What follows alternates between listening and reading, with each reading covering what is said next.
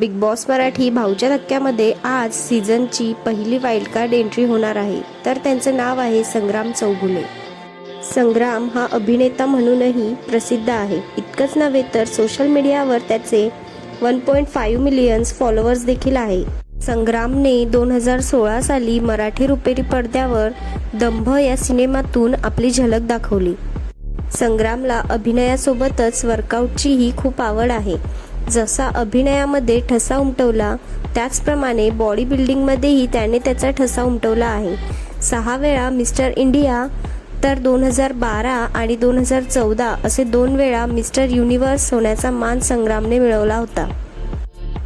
तर मित्रांनो, तुम्हाला हा व्हिडिओ कसा वाटला हे आम्हाला कमेंट्स करून नक्की सांगा। आणि जर तुम्हाला हा व्हिडिओ आवडला असेल तर माझ्या चॅनलला सबस्क्राईब करायला विसरू नका।